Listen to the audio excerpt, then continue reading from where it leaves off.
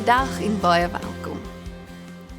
Lees saam met my uit Efesiërs 5 vers 15 tot 20. Wees baie versigtig hoe julle lewe, nie soos onverstandige mense nie, maar soos verstandiges. Maak die beste gebruik van elke geleentheid, want ons lewe in 'n goddelose tyd. Moet daarom nie onverstandig optree nie, maar probeer te wete kom wat die Here wil dat julle moet doen. Moet julle nie aan drank te buite gaan nie, daarmee gaan onlosbandigheid gepaard. Nee, laat die Gees julle vervul en sing onder mekaar psalms, lofgesange en ander geestelike liedere. Sing met julle hele hart tot eer van die Here.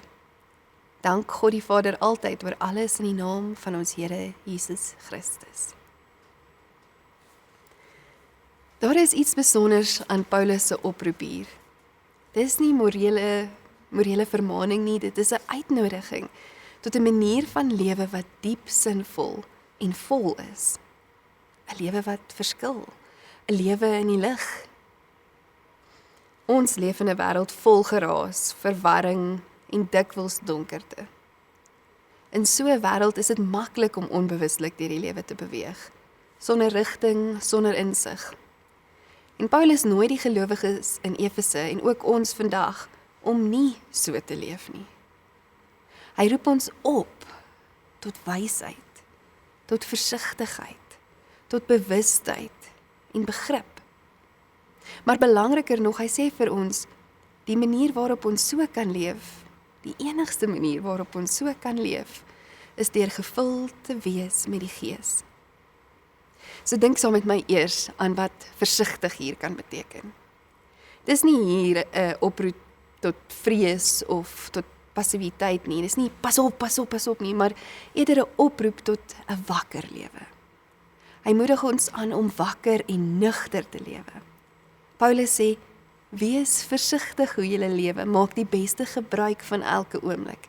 Moenie dat die lewe net met jou gebeur nie. Leef dit met intentionaliteit. Ons word geroep om teenwoordig te wees, om te sien wat aan die gang is en om sensitief te wees vir wat God in en deur ons wil doen. Dis amper soos om te sê, wees waaksaam in hoe jy lewe. Let op. Wysheid dan, en om wys te lewe, gaan saam met hierdie versigtige wakker lewe. Dit beteken nie dat ons ewe skielik alles weet nie, maar dat ons leef met 'n diep afhanklikheid van God se leiding en dat ons wag om te hoor wat hy weet.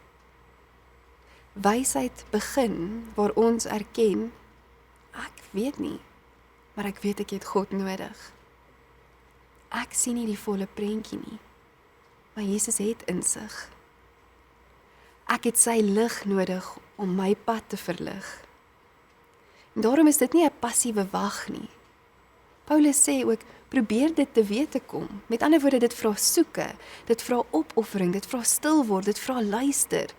'n Soort geestelike wakkerheid gereed om in te neem. Here, wat gaan U sê? Daarom is hierdie uitnodiging ook nie 'n eenmalige groot besluit in 'n poging om jou roeping uit te vind nie. Dis om te leer hoe om elke dag te leef op 'n manier wat in pas is met God se hart en sodoende in alles jou roeping te begin uitleef. Dit vra dat ons sensitief is vir sy Gees, wakker, dat ons bereid is om ons eie planne in sy hande oor te gee en om hom toe te laat om ons te vorm. Interessant dat Paulus noem dat drank ons laat ontvlug en verdoof, teenoor om gevul te word met die Gees wat ons lewend en helder maak.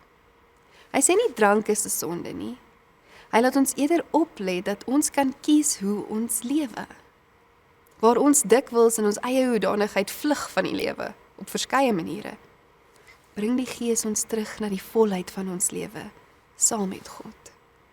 Waar ons allerlei maniere het om te onderdruk en om hom te vergeet, herinner die Gees ons aan wie ons is en wie God is. Die een manier verdoof, die ander manier verhelder.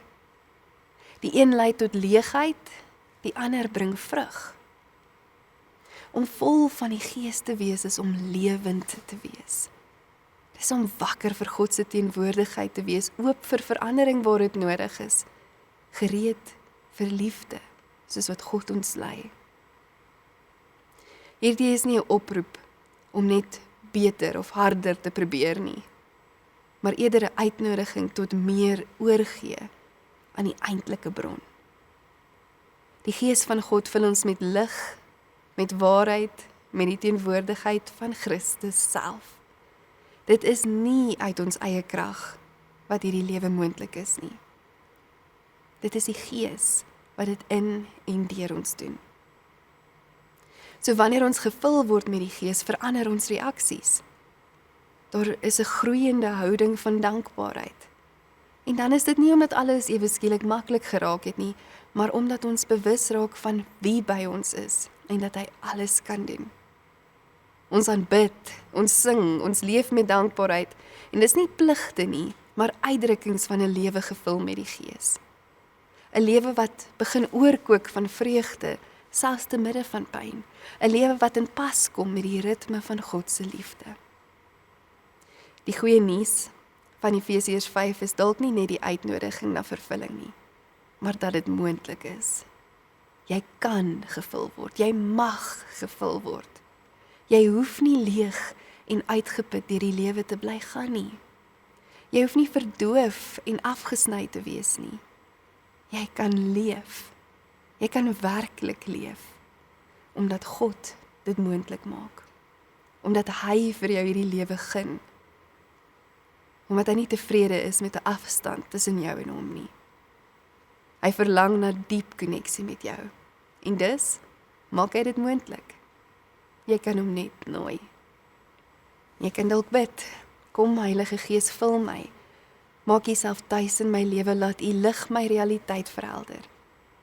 Laat ek nie leef en vlug of verdoof nie, maar dat ek leef met wysheid, insig en vreugde.